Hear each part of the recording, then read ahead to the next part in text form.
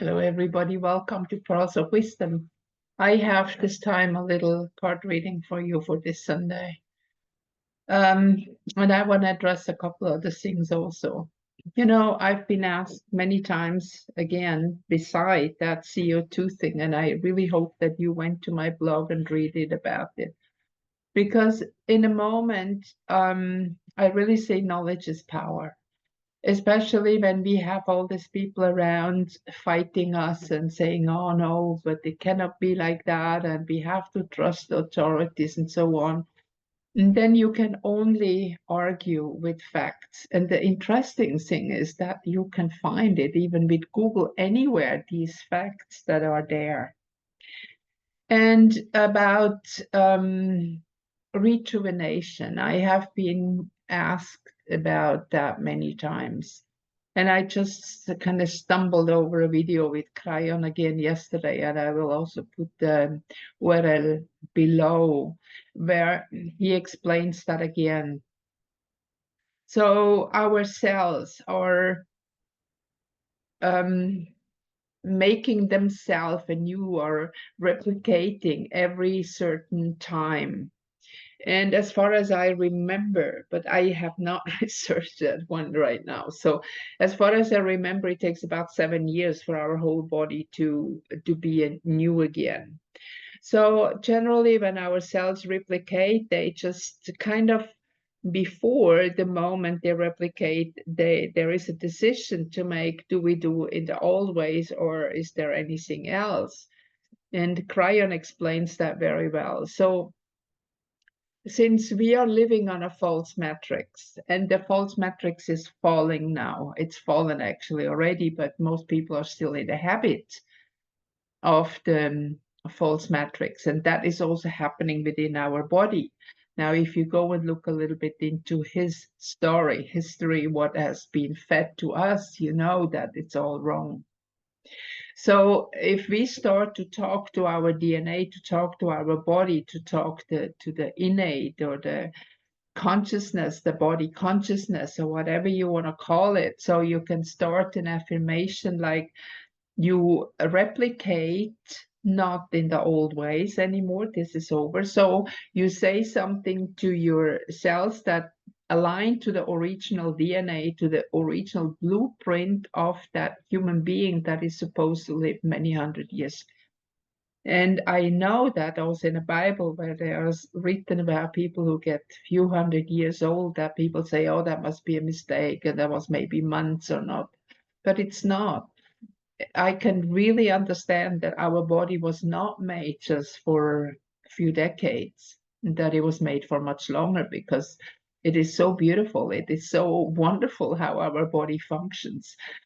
But through the belief of the false matrix, we have manifested the belief of that what they feed us, that we are not going to be older than like 60, 70, 80 years and so on, and that our body is aging and getting sick.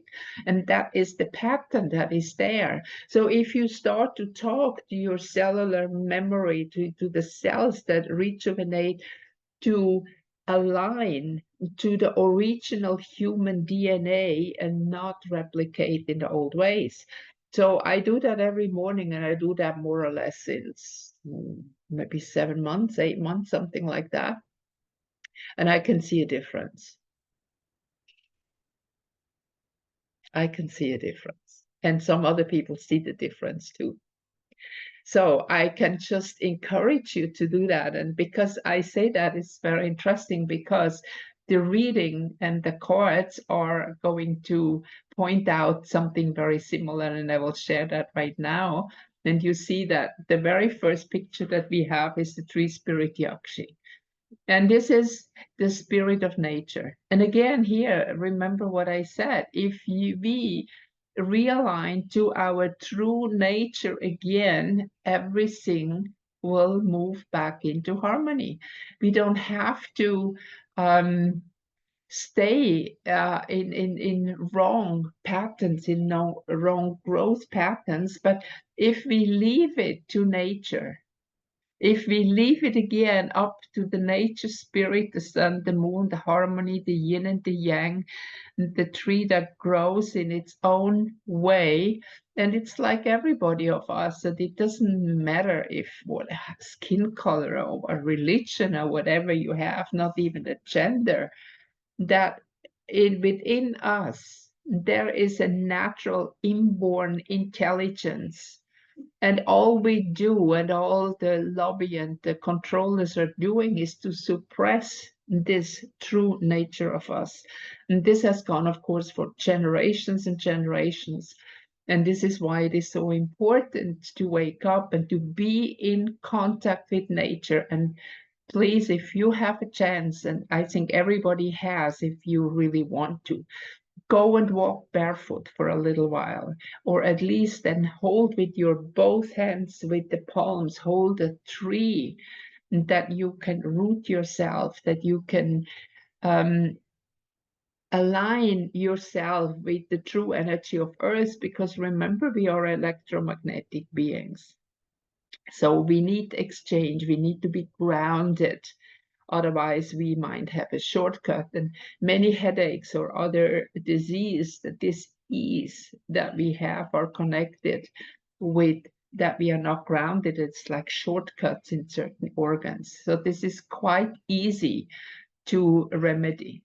And then the next one, of course, if we do that, if we start to realign ourselves to our true nature, Mount Meru, the center of the universe, we are being connected to the center of the universe, which is within us also. You don't have to go anywhere to get that. And you can see the clouds back in the below. The clouds represent the mind. So this is when the mountain, when we kind of push our head out of the clouds. And if you ever have been mountain hiking, and I did that often when I was young with the ski, we went up, and at the moment suddenly we come out of the fog, and then is this beautiful, the sky and the other mountain tops you can see, you really can see, you really have a feeling you're moving into the light. And this is actually the symbolism of here, that we move into the light. And then Phoenix, I don't think that needs a lot of explanation. Then once we rise from the ashes and we become whole again, and this is like here we have a love position here of Shiva, and I think it's Pravati. I'm not 100% sure right now. I don't have the book with me. I would have to check that out. And here, this is the red ruby and the fire below, which represents the true energy of life.